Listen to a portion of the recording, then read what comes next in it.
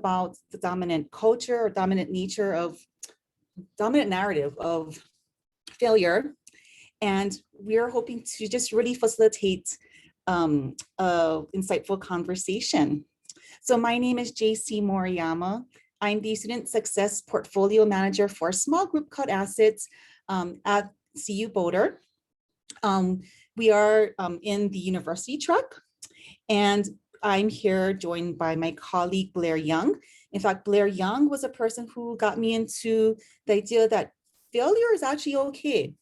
And truth be told, until about 2.5 years ago, failure was a word that was a big F word. It certainly was not in my vernacular that I use on a daily basis, nor was it something that I was more than comfortable than just kind of shoving it under the rug. We're going to sweep that under the rug. But today, I'm so glad that you're here. We're going to talk about failure. But before I go on, I'd be remiss if I didn't thank our sponsors. So we have Stream, University of Colorado Boulder, Gary Community Investments, Techstars, Revent, Technical Integrity, and Name.com. So I'm going to go ahead.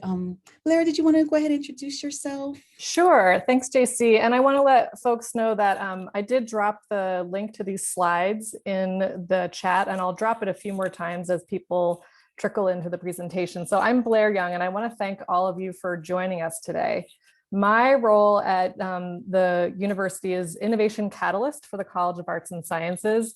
In a few minutes, I'll tell you more about what that means. But a little bit about me: before I came to CU 3 years ago, I spent about 20 years working in the nonprofit and impact sectors in Oregon, Colorado, and specifically in Boulder County, where I spent 12 years working at local nonprofits and with impact organizations of all kinds.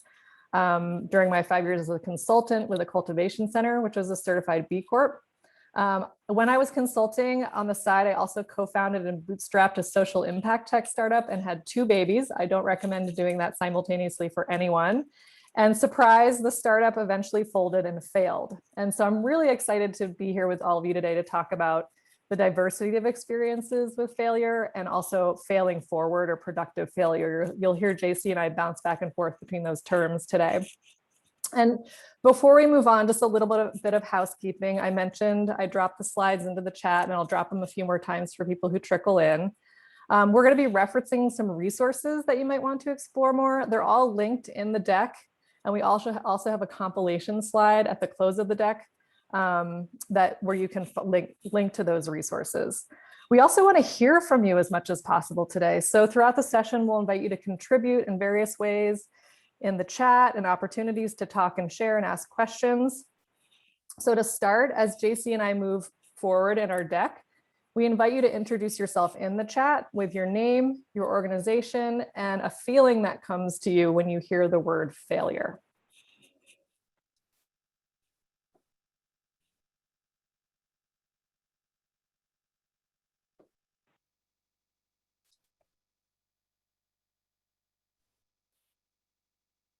So go ahead and start chatting us up. Yeah, and take it away, JC. Shame, embarrassment, panic. Oh, yes. Avoid. Yes. Avoid it. Yes. Alicia, avoid at all costs. Yep. Panic to the max. Painful learning, overwhelm, stress. Absolutely. And so these are all the emotions that I know that I felt. So as a team lead for a faculty-led innovation incubator group, I felt all these emotions. And so that's a perspective that I'm going to bring today. All right.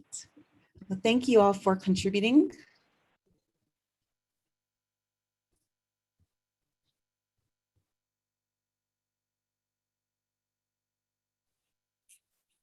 JC, I was expecting the slide about asset, but I can talk a little bit about the Asset Innovation Incubator. Oh, here we go. Do you want to share a little bit about who we are? Okay, great. You're right. So the group, the organization that Blair and I are part of is called ASSET. It's an acronym that stands for Arts and Sciences Supportive Education Through Technology at CU Boulder.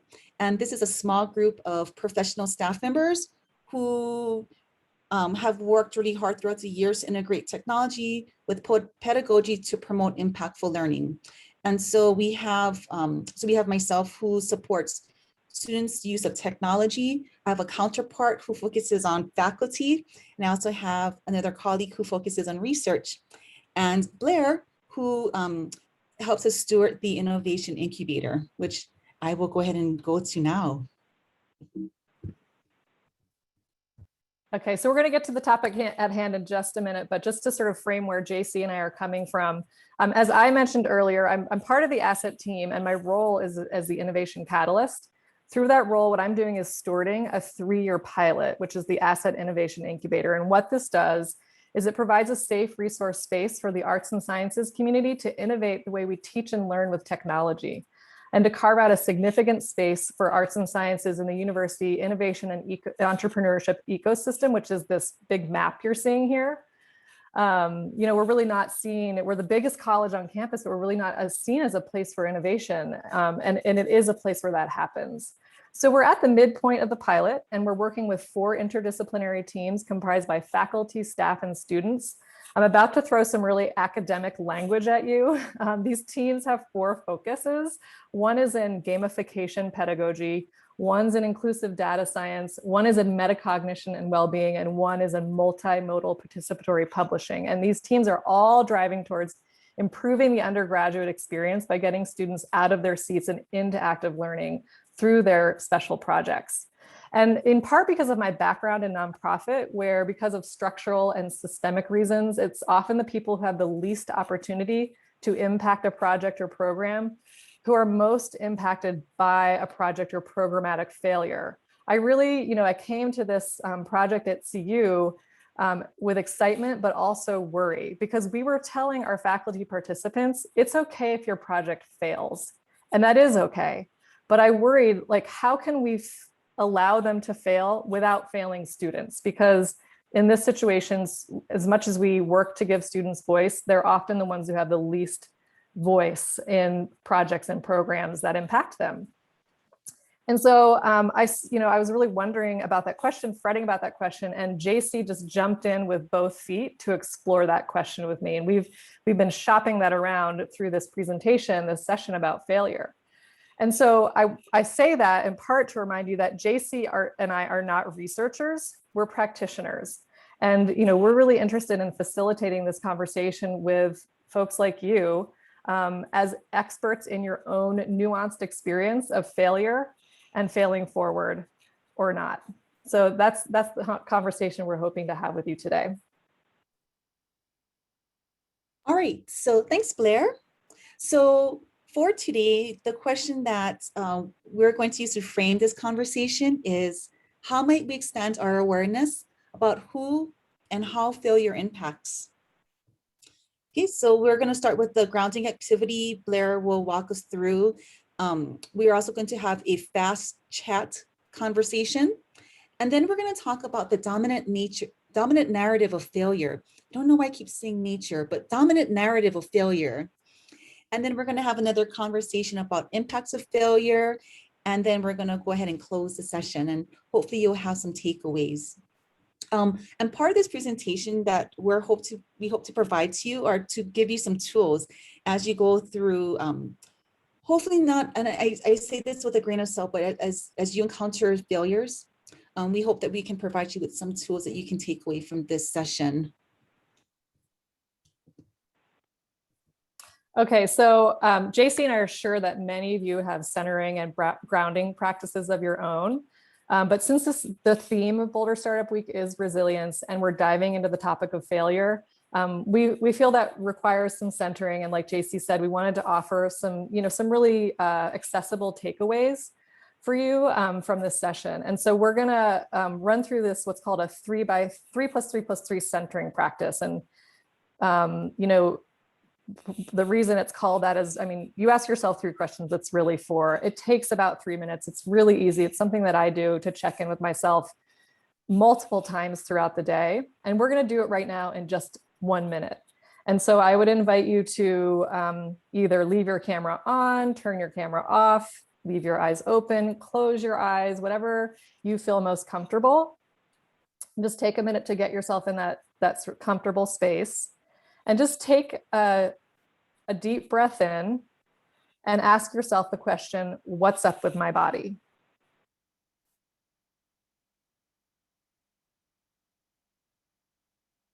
And then take another deep breath in and ask yourself, what's up with my heart?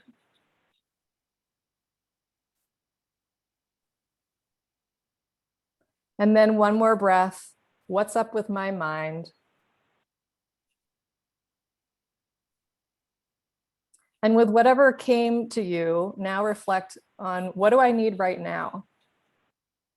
And it's okay if the answer is like, wow, I need a cup of tea, or I need to step outside in the sunshine. I would say just grab your laptop and take us with you to the kitchen, make a cup of tea, step out your front door, get some sunshine on your face. Do what you need to do to feel centered as we step into this conversation about failure.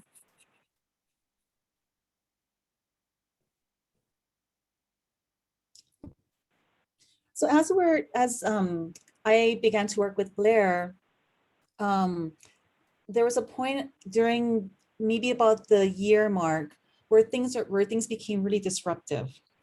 And I told Blair, I'm going to fail. And I'm going to let people down. I'm scared. I'm stressed. I'm going back to this list here. I want to start all over. And Blair's like, no, we're not going to do that. She's like, things will be fine. And she put it, and so Blair gave me a really powerful perspective. And we took we took this passage from Manu Kapoor, who is a researcher in learning science. And he said that productive failure is about engaging students. And I put students into bracket because I think that you can insert any role here and carefully design constrained activities that lead to failure. But then after that, helping them understand how they were thinking, where and why their thinking was correct and incorrect, misconceived or suboptimal, and then consolidating their knowledge into the formalized correct concepts. So you can think about this as learning a language, right? Like if you have a child and you're speaking to them in a different language, you're probably not going to sit down and give them lessons on context and subject verb agreement and verb conjugation, right? You probably let them talk, let them pick up the language at their pace. And at some point when they start making mistakes, you'll say, well, actually it's this word because of X, Y, and Z. And so you provide them with a really safe space to fail, but then also to provide corrective actions in a very sort of structured way.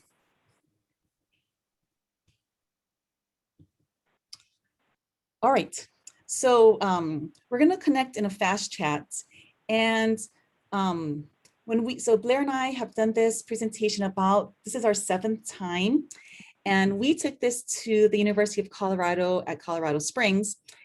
And when we said, okay, we're gonna break you into breakout rooms and chat, we went from 27 participants to probably 16. So we lost about a third of our participants. And so we didn't want to do that this time. We want to provide a safe environment. We want to fall forward. And so I want to give you the opportunity to either break out into a room or stay in this room and use a chat. And so if you want to use a chat, can you give me an indication? Can you say yes in the chat? Maybe raise your hand. Chat, yes, chat. Okay. Okay, great. So I'm seeing chat.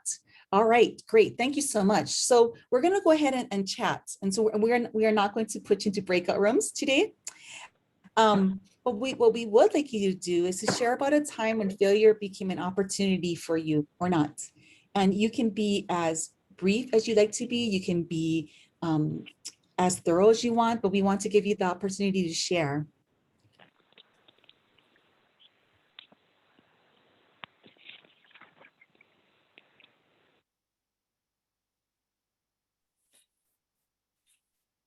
I want to, I would actually like to ask for clarification when folks are writing chat. Were you saying, yes, we'd like to go into a breakout room for a fast chat, or yes, we'd like to stay in the big room and chat with everyone?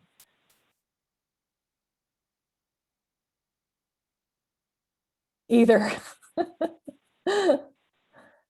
If you strongly object to going breakout rooms, would you either? Yep. Okay. So let's go to, in that case, let's go to breakout rooms, because I think it's a nice way to, we'll put you in breakout rooms of 3 people, and it's a nice way to connect. So let's see here. Okay, so I'm going to go ahead and send you all to breakout rooms, and you'll have about 5 minutes to share a story about a time that you failed forward or not.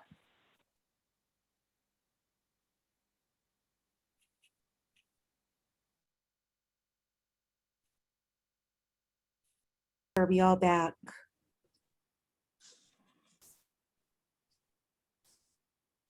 You've got everybody.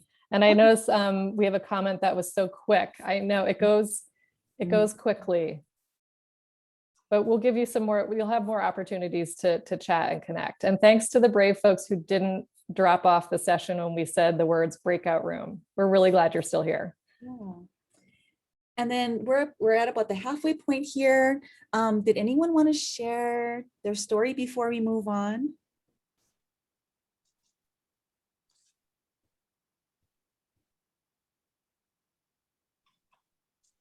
I can share very quickly. I applied to PhD programs in about 2012, I think was around the time, and was super excited. And I don't fail very often. I avoid it when all possible. And I'm really trying to cultivate that kind of mindset to try new things and expect it instead of avoid it. Just expect that things aren't going to work out. And when they do, be pleasantly surprised. So just kind of changing that mindset. But I didn't get in and was pretty devastated at the time. But 4 or 5 years later, I applied again to PhD programs and found like a much better fit for me. And I was so grateful that I actually didn't get it that first time, even though at the time it was really challenging to kind of make sense of. So I think just trusting the process a little bit more was really what I learned from that. And then, how do I do that in every aspect of my life now? So, and I have a PhD now, so that's exciting. Yay, congratulations. And thank you so much for sharing.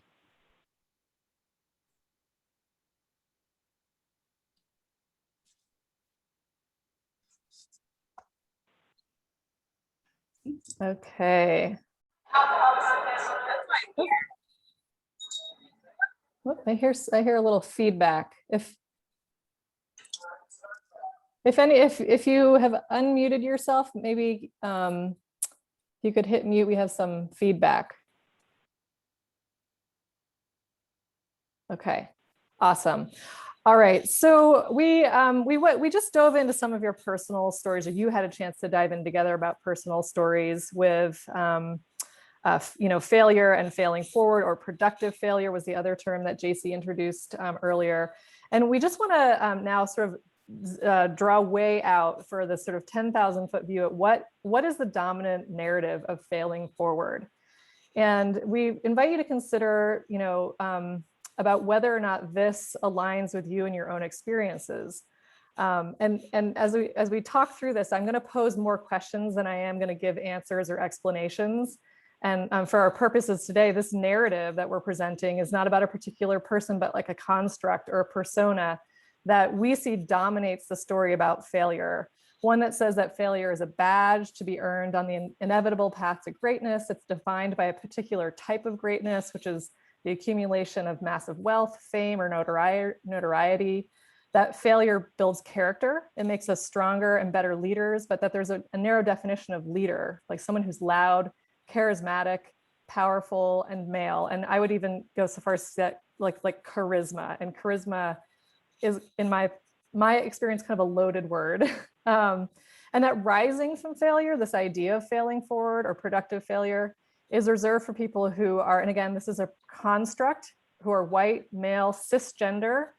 And by cisgender, I mean that your gender identity aligns with your assigned sex at birth, and aligns with the gender that people see you as. someone who is able-bodied, think about superheroes, sort of this myth of the chosen one. Harry Potter, Luke Skywalker, Superman, even Bill Gates. When I read the paper or pay attention to the loudest voices in my feed, the story is reinforced. But really, is it reflective of most of our stories? And how do we take back this narrative?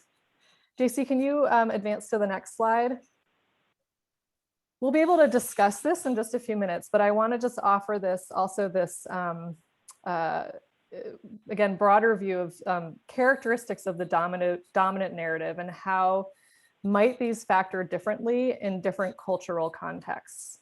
So when we share and reflect on our own stories of failure and failing forward or not, and we embraced how nuanced those stories are based on our complex identities and situations in the world, we really want to consider, again, these characteristics of dominant culture, this dominant construct, this story that we hear over and over again that doesn't necessarily match our nuanced experiences. How those are reinforced and are reinforced by the idea of failing forward, particularly in a startup context. So some of those are perfectionism, a sense of urgency. There's only one right way of doing things, individualism, bigger, more is better. When you can sort of think of a founder persona, I think a lot of these apply. I know that when I was in the startup, really deep in with my startup, I felt a lot of these pressures. Concurrently though, failing forward, falling flat can help to dismantle some of these. It can help just dismantle this idea of perfectionism that we have to do everything one way. It can dismantle feeling defensive of an idea or a concept that we're trying to get off the ground. Either or thinking, it can open us up to multiple ways of thinking about our pursuit. Fear of open conflict. I mean, I think conflict is such a complex experience in our culture, and also the right to comfort, the right to never feel like we're stepping out of our comfort zone. So these are, again, some things we want to put forward for your consideration, thinking about what we see in a dominant story and what is really happening in our everyday lived experiences. And if we're able to embrace the possibility of failing forward, how this can really help to upset this narrative.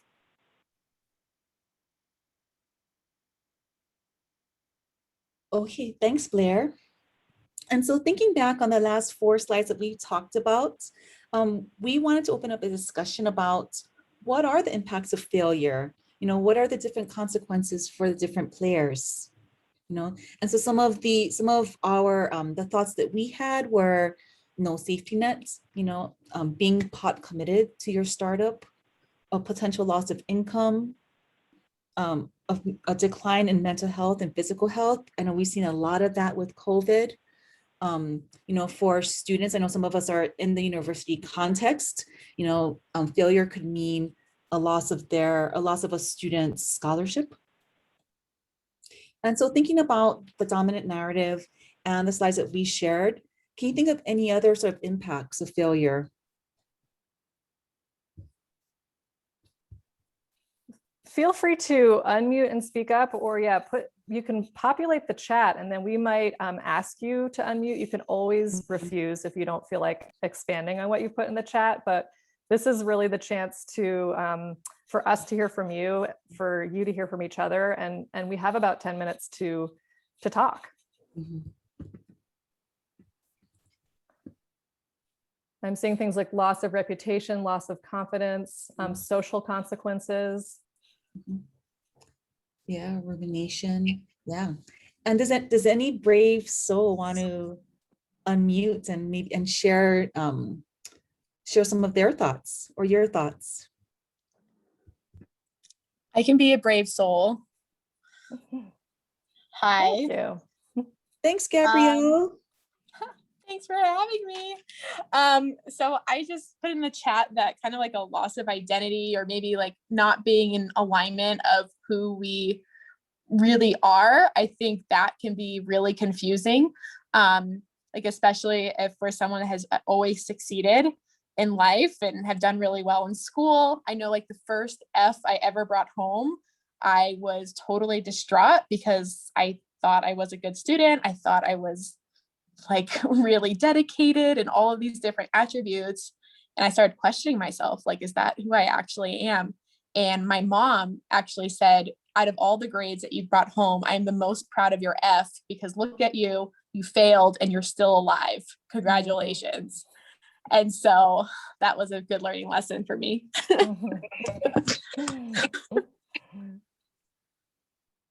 Thanks, Gabrielle. Yeah, thank you. And I think it's so important. And thank you for bringing that up, Gabrielle, because I think parents can be our sort of our worst critics besides ourselves. And so it's so good that you had that support system.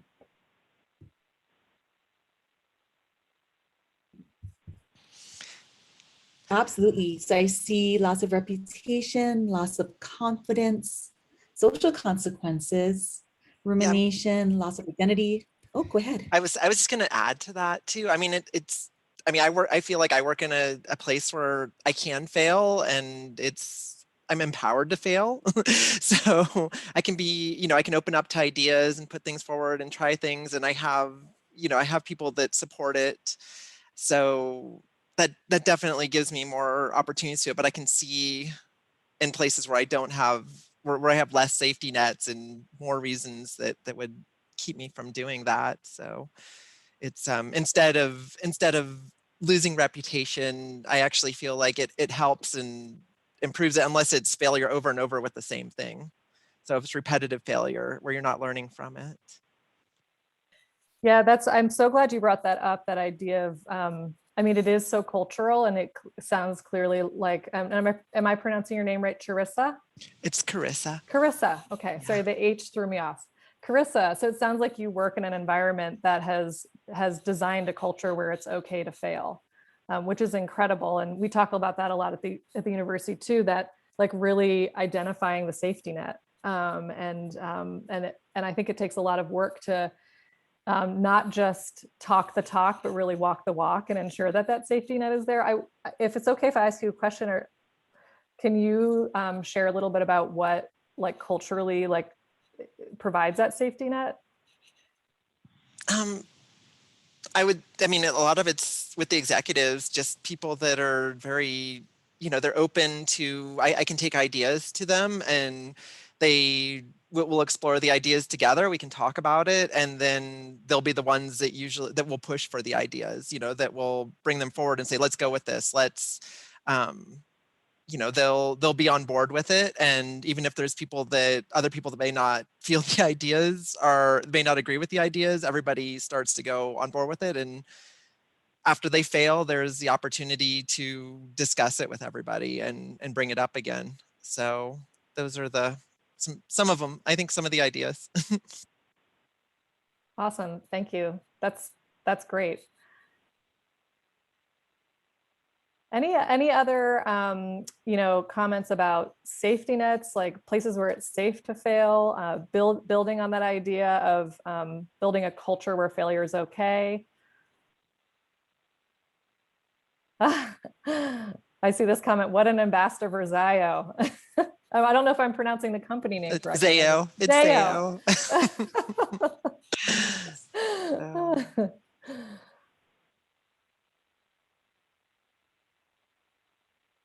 I'm curious what folks in the room thought about this idea of there's sort of a dominant narrative around failure and failing forward, and this idea of, especially when you think of whether there's a safety net there or not. Does that dominant narrative resonate? Do you feel like you hear that? Do you feel like it applies to you?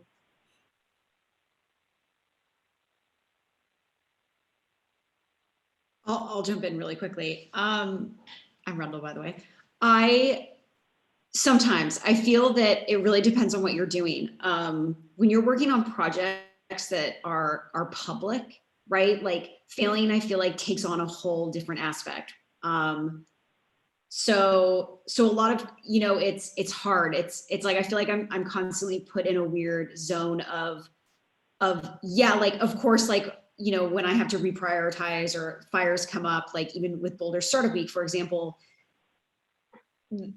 of course, things are like, I know things will break and stuff will happen. And tiny failures are going to take place. But I think like this whole, like the whole thing could fail and then like something amazing could come of it. Like for me, like I feel like the projects that I work on, just because they're so like dominant in the public eye, like, and they're actually in front of people, right? Like there's not really a lot of room for failure. It's like, if the link for this didn't work, like this event wouldn't have gone, wouldn't have taken place, and that would have been like a huge failure. And I think that because of that, I've had the chance to really work on failure like in different areas in my life, just because I feel like I don't get a lot of space to fail necessarily like professionally in this area of my life. But in the other area of my life, I'm a ceramic artist, and so failing is like a daily thing.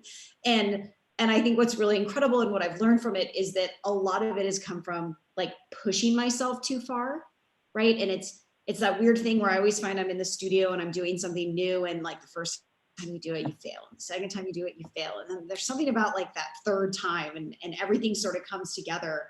And then you can continue to do it. And then like, it's almost like every third thing you make is so much better than like the last. And so I feel like some of the dominant narrative, I guess, like connects with me in that space a bit, like, oh, I am getting better, and like failure is worth it. And, like this whole mess I've created, like something good has come from it.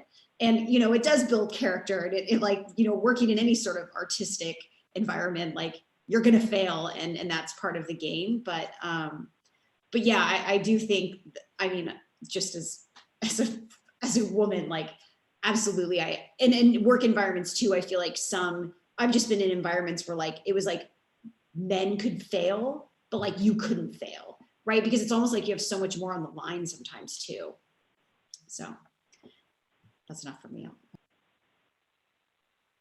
Thank you so much for speaking up. And one of the things I really appreciate about what you said, Rendell, is, that failure for one person, failure is experienced differently in different contexts.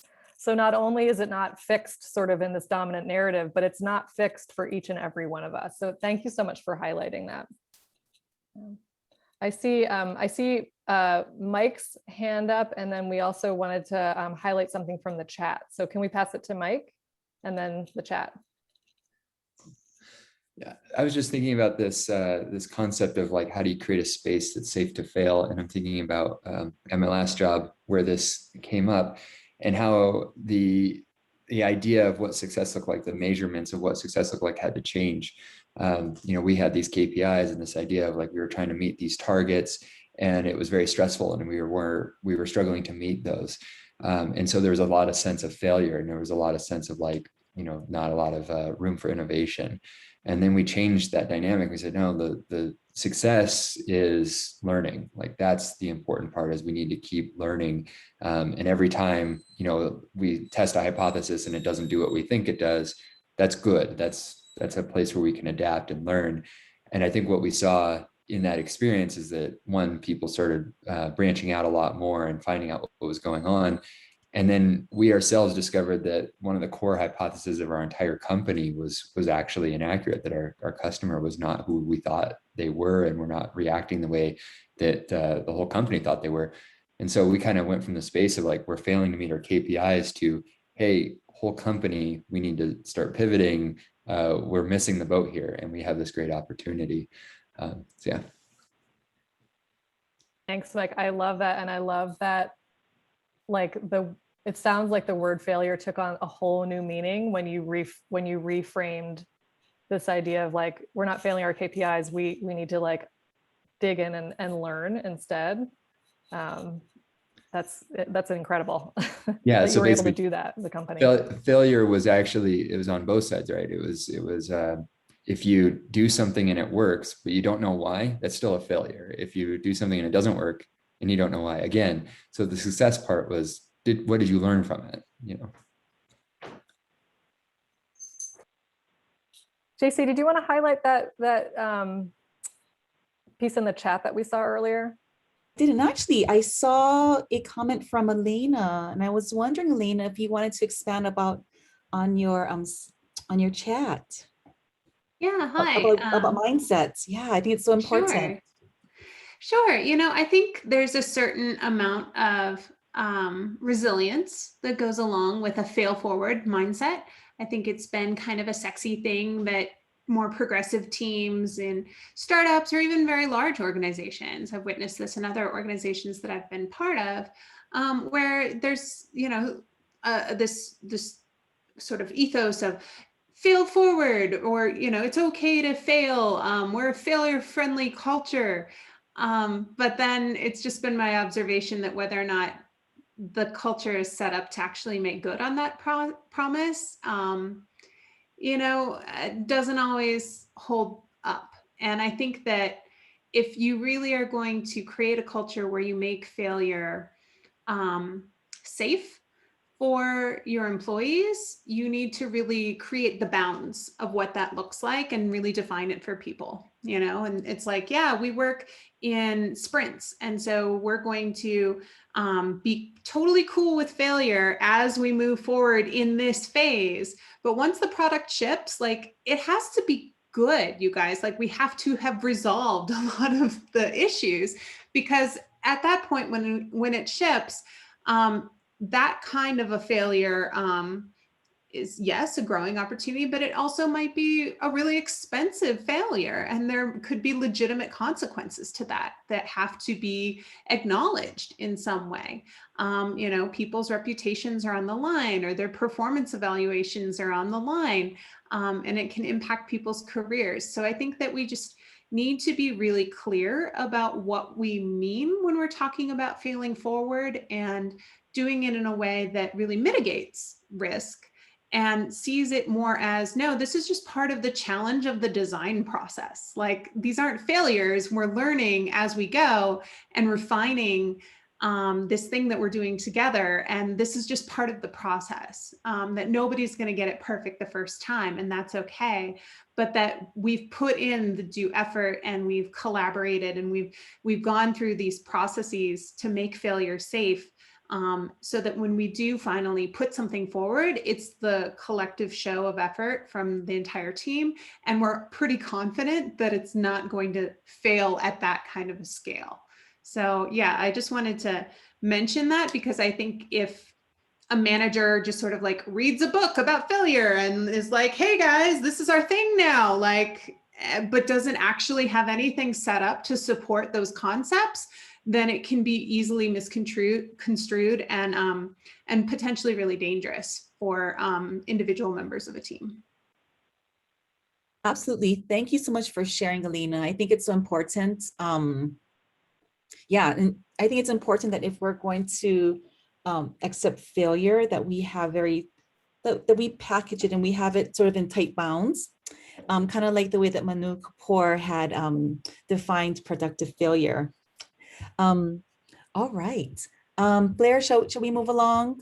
Sure. We only have a few minutes, so we want to wrap up. And I feel I'm always a little sad when we get to this point, because we're just getting into this really like meaty conversation. I know. I know. Go ahead, JC. Oh no. Yeah, I was just, I was feeling sort of your pain about closing the session. So before we go, we wanted you to contribute one last time to the chat, and share what is one new awareness that you would take away from today's session?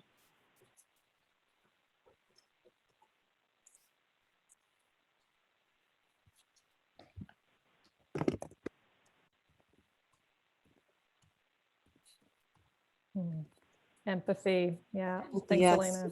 Yeah, it's super important. Mm-hmm. Clubhouse.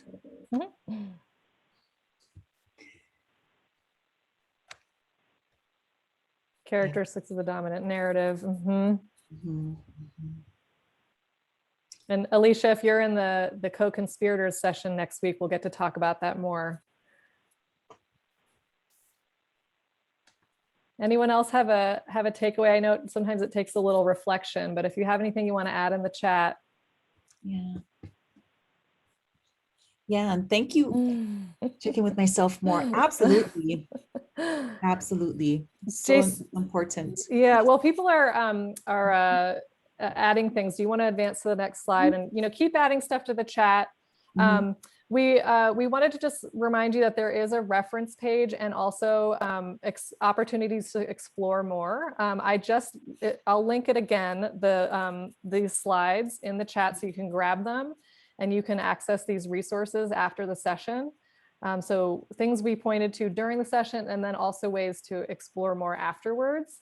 And then finally, we just if you want to advance to the last slide, we wanted to, again, thank you for being here today. Thank Boulder Startup Week for hosting our session. And of course, thank all of the sponsors, Stream, the University of Colorado Boulder, Gary Community Investments, Techstars, Revent, Technical Integrity, and Name.com. And of course, thank all of you because this session wouldn't be what it is without your voices here. So thank you again so much, everyone. And we hope you continue this conversation at your home organizations.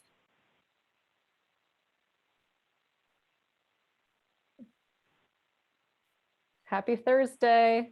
Happy Thursday.